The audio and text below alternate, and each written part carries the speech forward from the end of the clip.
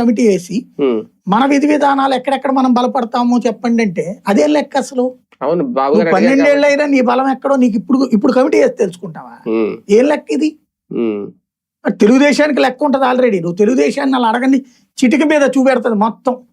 వాళ్ళ దగ్గర లైబ్రరీ కానీ వాళ్ళ నెట్వర్క్ కానీ పగలబడి ఉంటది మొత్తం. పవర్ పాయింట్ ప్రెజెంటేషన్ చెప్తారు, ఇదిగో Vijayawada so and so urban ఏరియాలో 62 ఉంటే కనుక ఇదిలో పాయికాపురంలో మాకు ఇంతమంది ఓట్లు ఉన్నాయి, లేదా ఈ నియోజకవర్గంలో ఇన్ని ఓట్లు ఉన్నాయి, ఈ ప్రాంతంలో మా బెల్టు, ఈ ప్రాంతంలో ఈ బెల్టు, ఈ క్యాస్ట్లో మా ఓట్లు, మొత్తం పవర్ పాయింట్ ప్రెజెంటేషన్ ఎవరు చెప్పక్కర్లా, లోకేష్ చంద్రబాబు చెప్పగలరు. ఎందుకు వీళ్ళు కూడా లాస్ట్ టైం ప్రతిపక్షంలో ఉన్నా కూర్చున్నా ఏదో 3000 చిల్లర ఎన్నో వార్డు మెంబర్లు గెలిచాం ఎన్ని పవన్ కళ్యాణ్ గారు లెక్క చూపించారు కదా మొత్తం అంతా.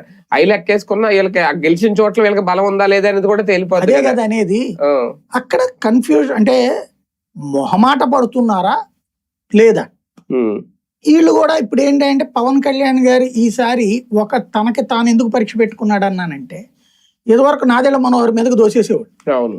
ఇప్పుడు నాదెళ్ల మనోహర్ మీద జనాలందరూ తిడుతున్నారు కాబట్టి నేనే చూస్తున్నా, నేనే చేస్తున్నా, నాదే బాధ్యత అని చెప్పడంతో పాటు మళ్ళీ ఈ పదం చివరికి సచ్చినట్టు ఈనాడు జ్యోతిలో కూడా రాసేలా చేశారు ఆయన.